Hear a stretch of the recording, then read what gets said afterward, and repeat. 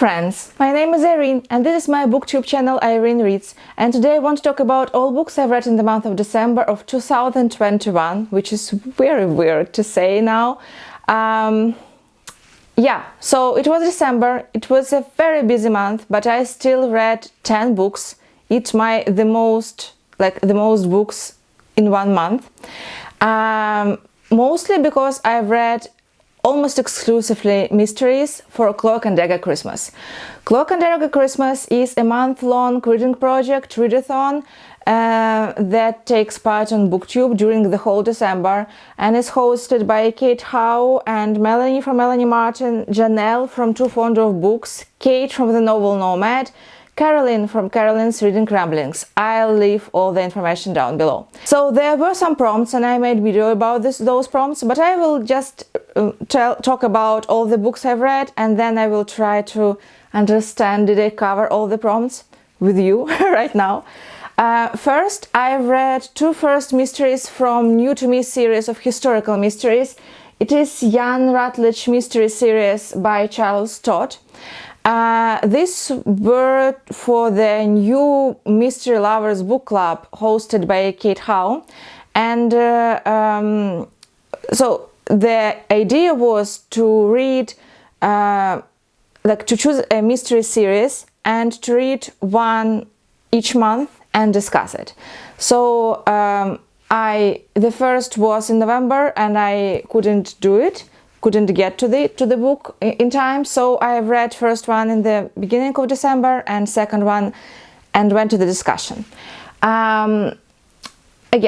This is Inspector Young Rutledge series, which took part just after World War I. So Young Rutledge went to the First World War and returned with severe PTSD, and he was very damaged by the war, and because of that his fiancée left him, and so he's very miserable with his life. Also, he has this voice in his head named Hamish, I think, if I remember it right. Yes, Hamish. I will not tell the story of Hamish because it's like a spoiler for the book, but he talks to the Hamish like in his head all the time, and Hamish is like Watson to Sherlock Holmes, you know, the guy who understands nothing, but to whom Inspector Rutledge tell all the things.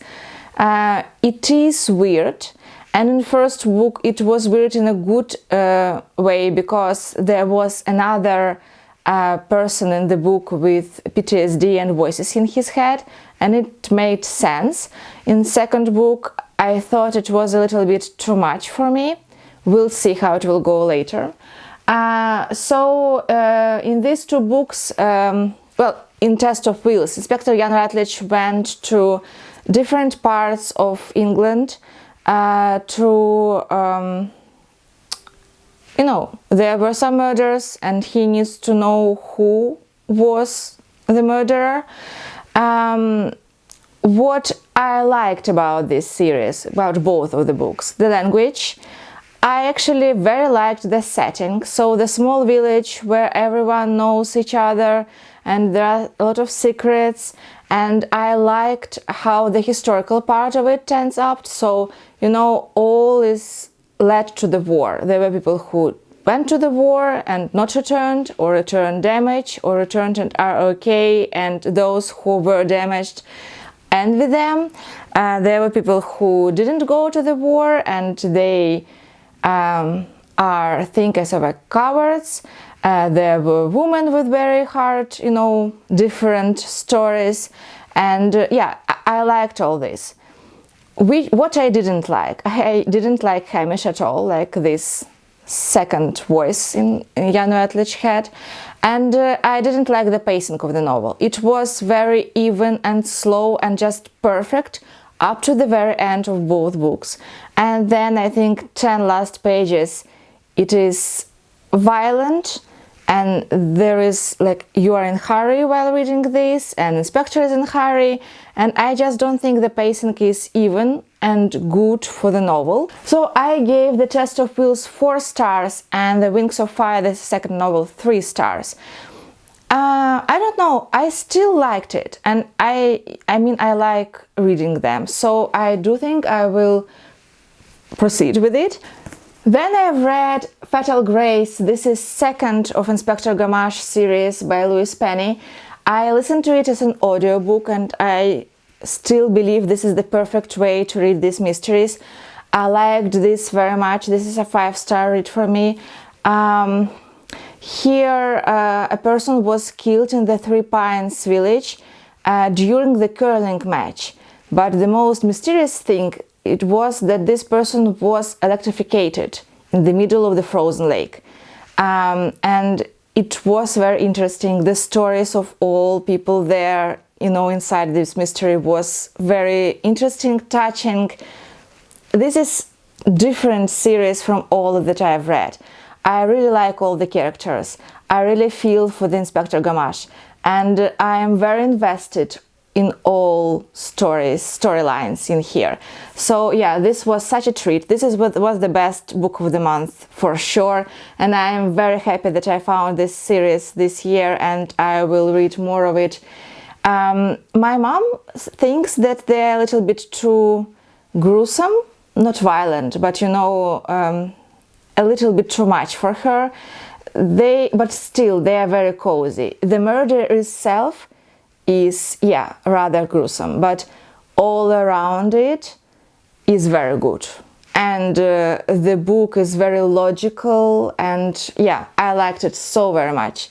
5-star, highly recommend this series. Then I've read Footsteps in the Dark by Georgette Hare, and this was a collective pick for Cloak and Dagger Christmas, and there were 2 Zoom discussions, and I couldn't do both of them because December is just like the craziest month in the whole year. Every day we did something. We went to the Nutcracker and ice skating, and you know, we cut the tree and we decorated tree. We made infinitive number of cookies. It was so hard to choose a time to really be in the Zoom discussion, but I've read this book and I enjoyed it fairly. Like, I can't say it's the best book I've read, but it's very good. It's more adventurous than mysterious. So in here there are 3 siblings that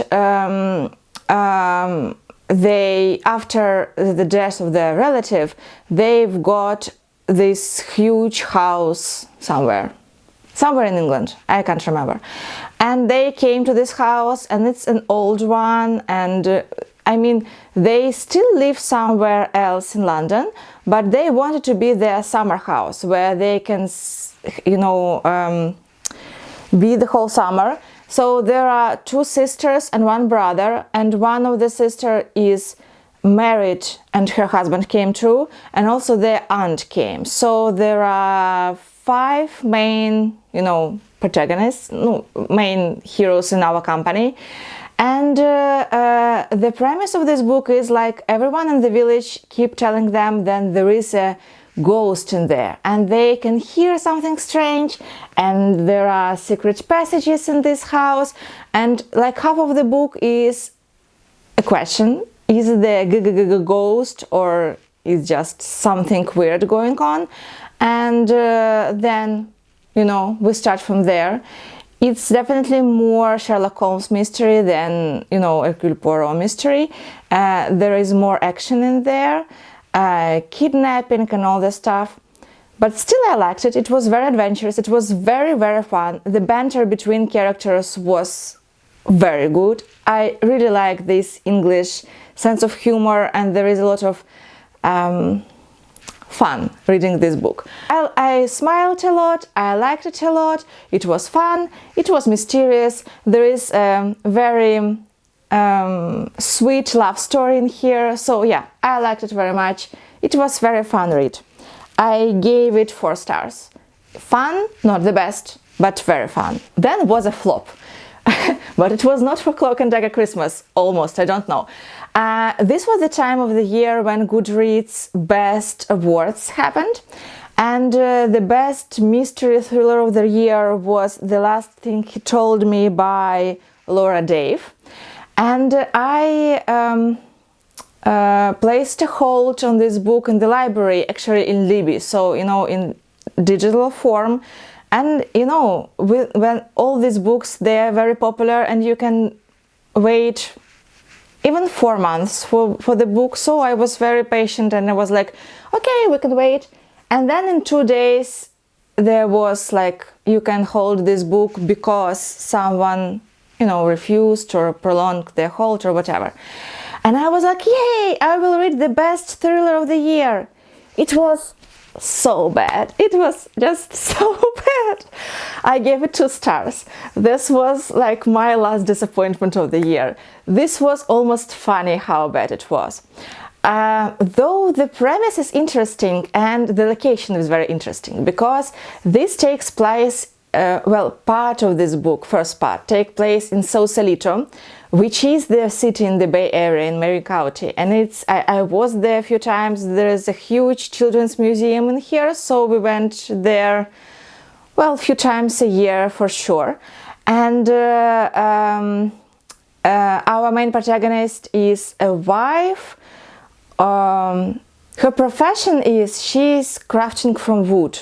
I forgot the name. Not lumber worker, of course, but she made tables and furniture and some fancy stuff from wood. And she married not long ago to a man who is IT engineer, which also was like, I was so pumped, like the thriller about IT engineers in Bay Area. Oh, wow. She married to this IT engineer with teen daughter. And then one day, the girl whom she didn't know knocked on her door and gave her a note from him. The note, which has only 2 words, protect her. She understood that it is about his daughter, but she had no idea what is happening. And then FBI knocked on her door because there was the startup her husband was working for was a fraud or something like that, and there will be something weird going on. It is closed and some people from it were arrested. And startup was about erasing your information from the internet. So then her husband vanished and she couldn't find him anywhere, and she decided to dig in his past, but then she understood that he erased his past from everywhere, and she, with the help of his daughter, is trying to investigate whom her husband was, what's his secrets. Also, I want to say that second part of the book, or almost 2/3 of the book, take place in Austin, Texas. So if you're interested in this location, there is a lot about university there and about city as a whole. That part of the book was fun. Also, I think that the relationships between stepmother and stepdaughter were also fine, though I don't know. I didn't want to do spoilers, but at the end, our main protagonist, she made a decision which I can't understand at all, and I do think that these relationships became a little bit unhealthy because she devoted herself to her husband's daughter so much. It became unhealthy, for my opinion. But it was bad after that, because there is mafia stuff and all this became very cheaply done, I think. But the premise and the beginning was good, and then it was a huge disappointment for me. I considered give it 3 stars, but I was so disappointed. And also at the end, her decision about her life and her stepdaughter's life, I don't think was good or healthy. So yeah, I just didn't like it. Then I've read the Christmas Hirelings by Mary Elizabeth Braddon. That was the only non-mystery book that I've read that month. It was for Kate House Book Club, Patrons Book Club. It's a short novella about Christmas, about old man, very rich man, who his friend gave him an advice to hire some kids to make Christmas more joyful.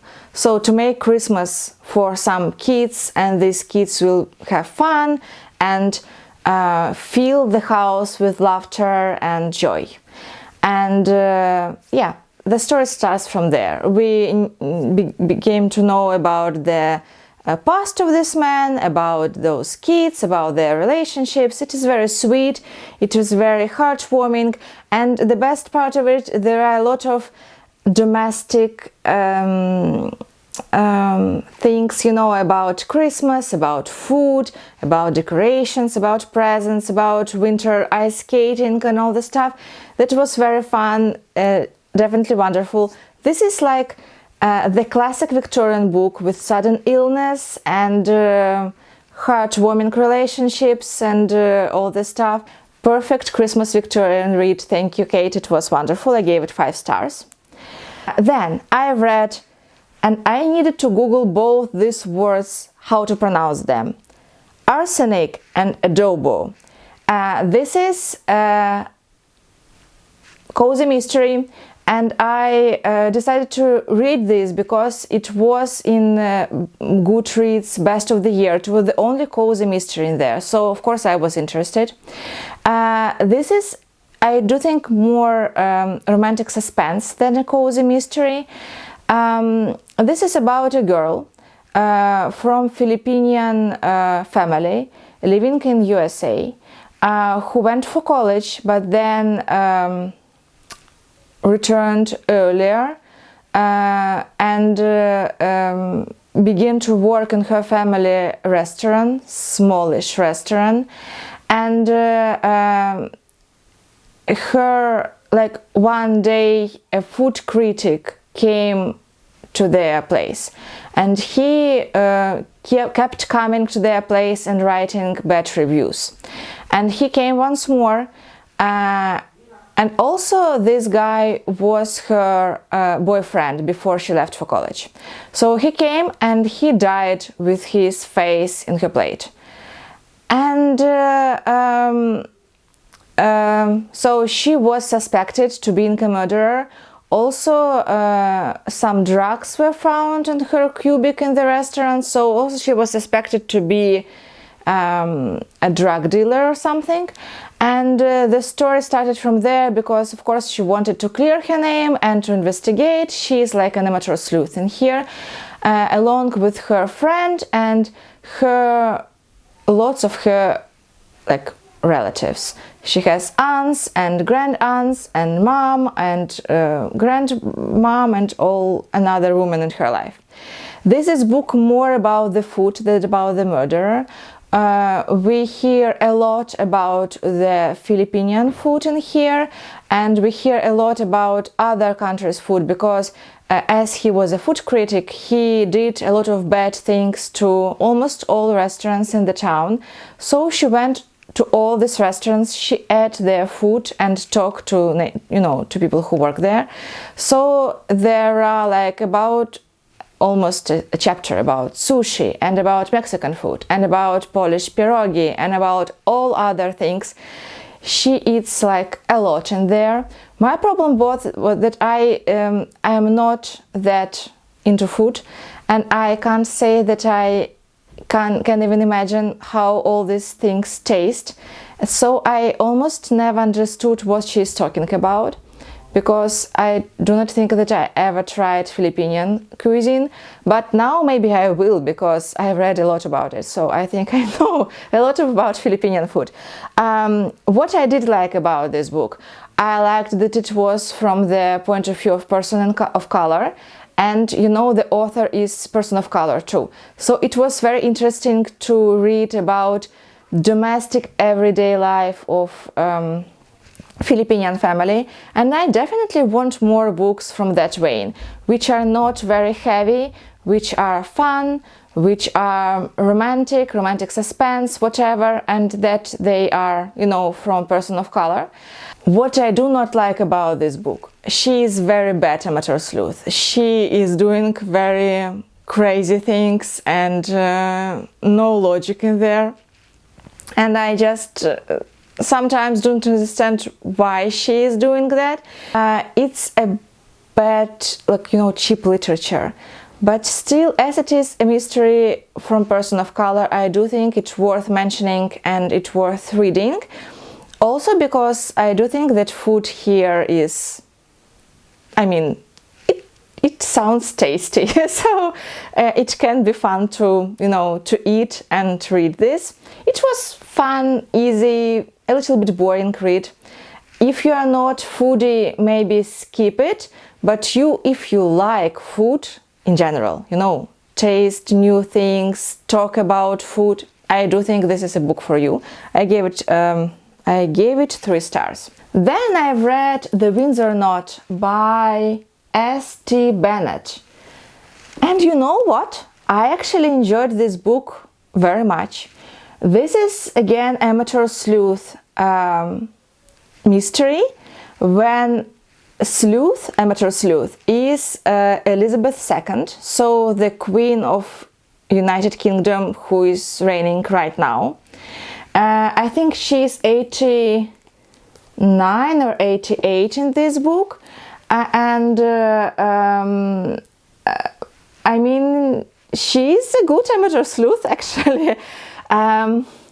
So here it is like a spy novel. There is this huge dinner in the Windsor Palace where a lot of Russian people are there, because it was for some Russian club, or I don't remember. They wanted some money from Russian people for something, and they invited some Russian oligarchs and I don't know, whoever. And also there were one Russian pianist and a few ballerines who made performance. And at the night, this pianist was murdered. He was very young. And the Queen was very disturbed because of that. He is so young and he was so charming and beautiful, and he danced with her, and she was very upset. And she began to investigate with the help of her woman secretary, who is person of color. And she is like a veteran, and she is working for her for just a few months. And then we began to know that she was like investigator, well, Queen was investigator for many years. Like this is her hobby, she likes solving mysteries, and she's doing it very well. And she solved this mystery too. Well, like in general, it was a very good and fun book. I liked it very much. I enjoyed everything, almost. I enjoyed the setting, I enjoyed all the characters. The Queen is so sweet in here.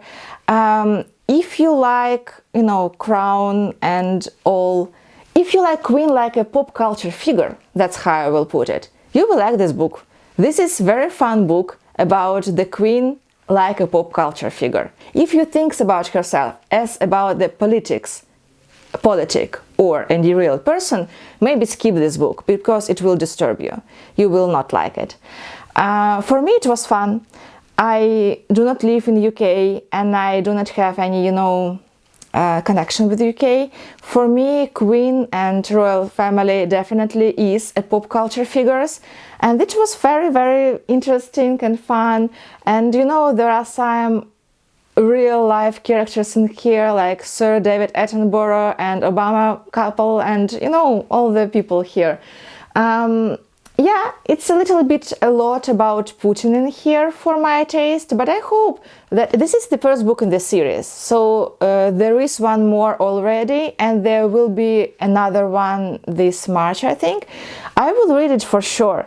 It was fun, it was easy, it was interesting, it was more like Miss Marple kind of story, but with, you know, castles and queen and ponies, and I liked it very much. It was very fun book. Yeah, give it 4 stars, highly recommend. Then I have a DNF, and it actually was the first DNF in the year. But I just decided if I am not into this book, just skip it. This is a Christmas Carol murder by Heather Redmond.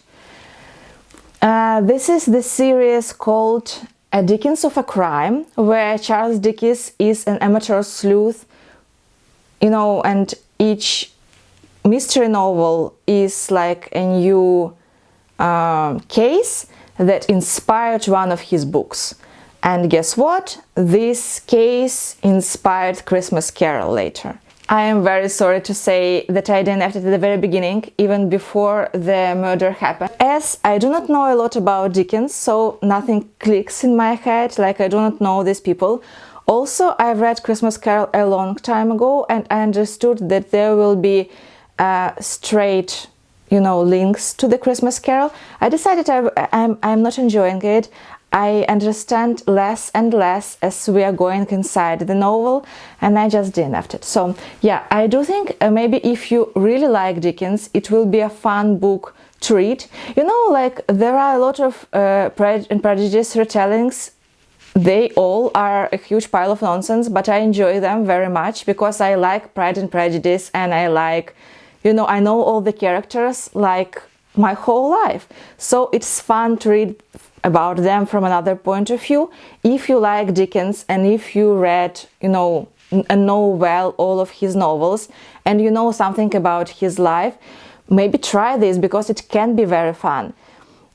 For me, it was a little bit too much, and at the same time I thought that I do not have all the information that I need to understand this book. So yeah, that was a DNF for me. And then I read 2 more books, and I want to talk about them, well, first separately and then in tandem.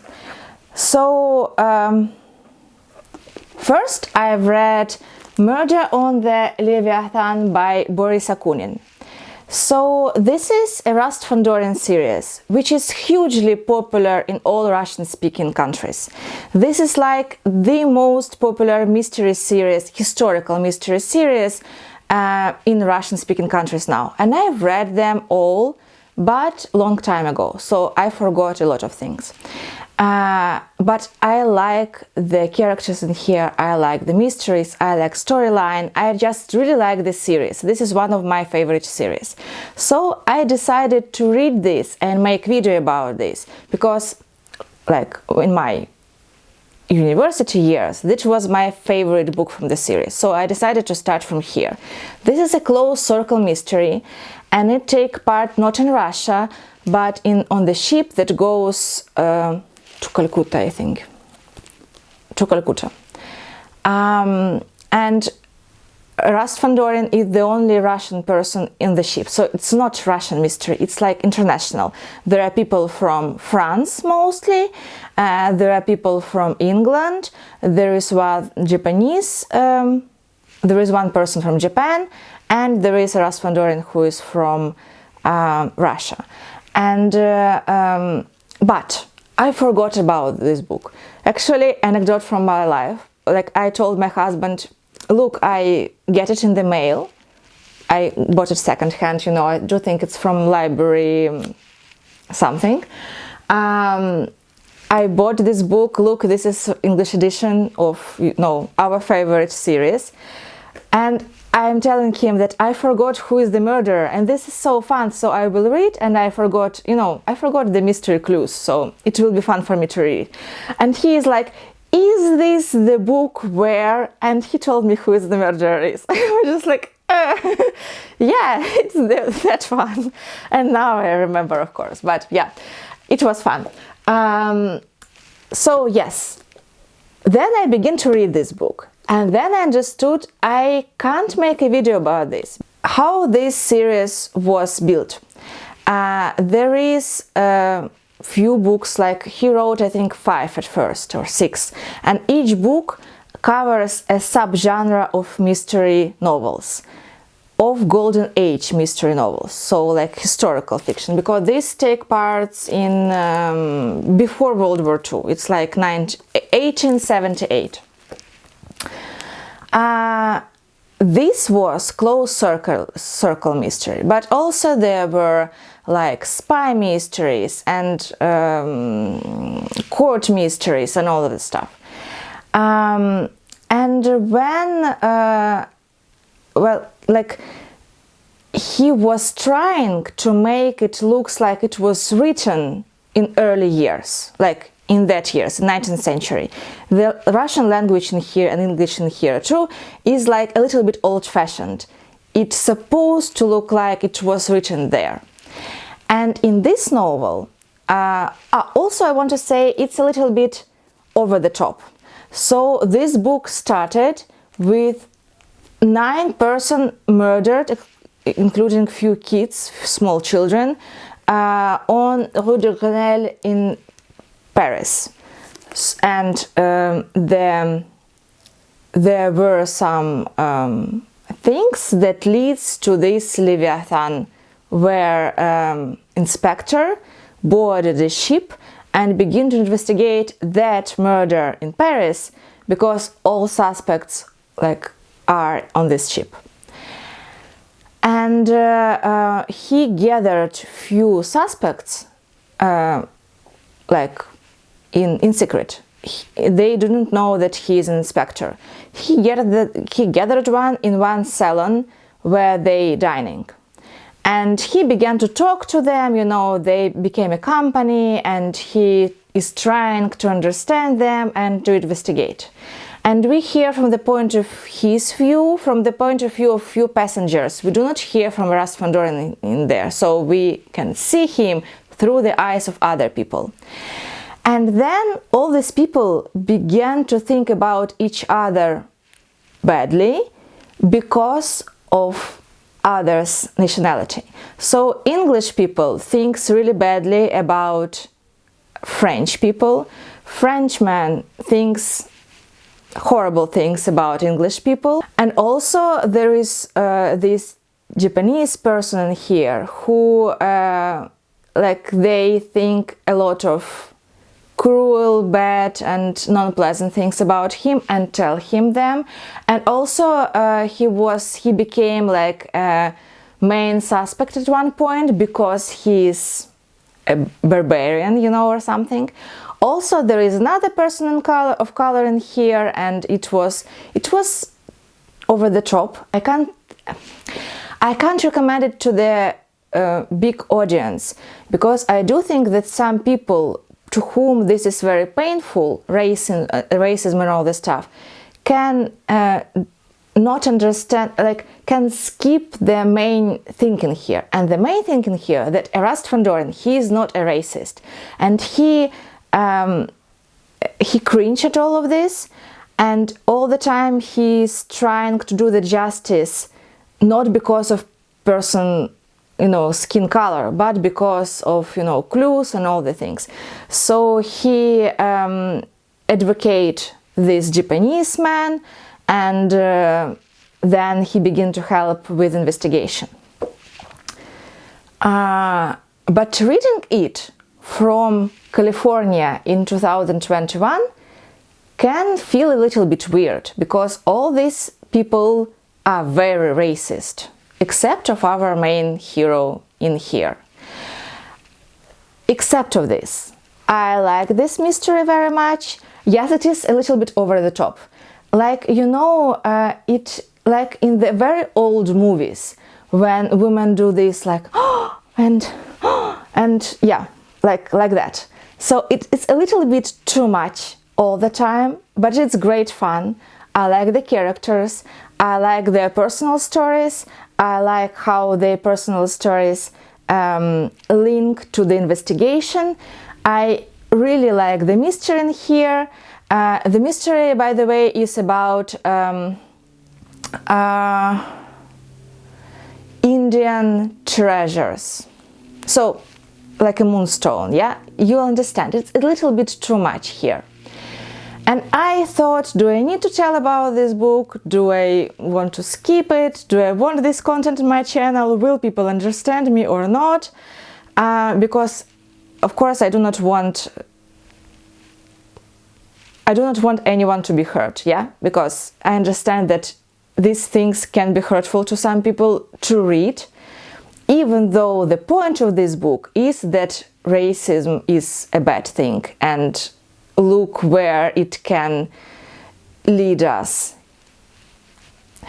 And then I've read The Big Four by Agatha Christie, and this is such a nonsense. And it also is very racist. And then I decided that I wanted to make a separate video, but I was too lazy and it's too busy time. So I decided to put it in here. I want to link these two books because actually they are very similar in this nonsense, in this racist thing. But this one do it with irony and with historical understandings that it's a wrong thing, a wrong point of view, and it can lead us to nowhere. And this book takes us actually seriously. Like, who is the Big Four? The Big Four is an international villain organization, think Moriarty from Sherlock Holmes, where there is a Chinaman who is... so there is a man from China who is like the brain of this organization. There is a woman from France who is like a science geek in there.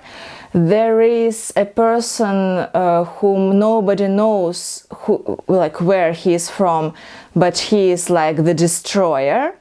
And I forgot, and there is like an American who give money to all this organization. So there is like unending source of money. And Hercule Poirot took for himself to destroy this organization. And this is actually a very fun book if you're thinking about this, like about the answer to Sherlock Holmes series. So how I see it, this is fifth, I think, or fourth from Poirot series. So this is Agatha Christie as a young but already famous author. And I do believe that a lot of people keep telling her that, yeah, your Poirot is fine and funny and interesting, but it's no way close to Sherlock Holmes. And Sir Arthur Conan Doyle was alive at this point, I think. So, I mean, it was rather closer in time than we feel now. You know, Sherlock Holmes do things. He can shut, he can run, he can, you know, there is all kind of things that she is doing. He's very active. And she was like, Agatha Christie was like, yeah, well, I'll write a book for you. If you want this from Poirot, I'll give it to you. So here Poirot carries a bomb with a poisonous gas. Here he jumps from the train. Here he went all over Europe to investigate and to do things. He's like Sherlock Holmes, but still with his quirky character. And it's actually fun to read. It's not what Poirot's supposed to be, you know. It's not what you're expecting from Agatha Christie and Poirot novels. But if, for example, you read the whole entirety of Sherlock Holmes novels and you want something similar, go for this book. This is for you. This is fun. And it is a novel, but it works like a collection of short stories, each with, you know, its own mystery and its own clues and its own investigation, and every time at the end it leads to the Big Four. So I'd say that motive in each of these mysteries is a Big Four are villains. Like, this is the answer for why. But how? This is different in all these novels. And yeah, there are a lot of Chinese mafia in here, and Russian chess players, and poisonous gas, and all these, you know, they are very similar in tone. They are over the top, they are active, these books are quirky and fun. Yeah, both of these books was huge nonsense and a big fun. I give this 4 stars and this 3 stars because I do think that the mystery in here is very solid actually, and the clues are good, and you know, the logic is in there, where here is just like a bunch of fun little projects that do not build to the whole novel for Agatha Christie, so she gathered all them in this book and made it one fun chase through the whole Europe. I do think this is like a fanfic to Sherlock Holmes, but with Poirot in it, and actually it was bad but also good because of that. Yeah, I saw that there were a lot of 2 stars in here, like in Goodreads, and I understand why. Well, you are trying to read Poirot novels, you do not want to read this, but actually for its very separate genre, you know, it's not a usual Poirot stories, but it was fun. Yeah, and one more book that I actually finished 1st of January, so it considered to be in January wrap-up, but I still tell a little bit about here. This is Enola Holmes and the Case of the Missing Marquess. This is my daughter's book. This is a mystery about Sherlock Holmes' younger sister, who is a young investigator. There is a very fun series on Netflix, and actually this is the case where the movie is better, from my point of view. This is very much about suffragettes and about corsets, which are bad things, and about this nonsense of society.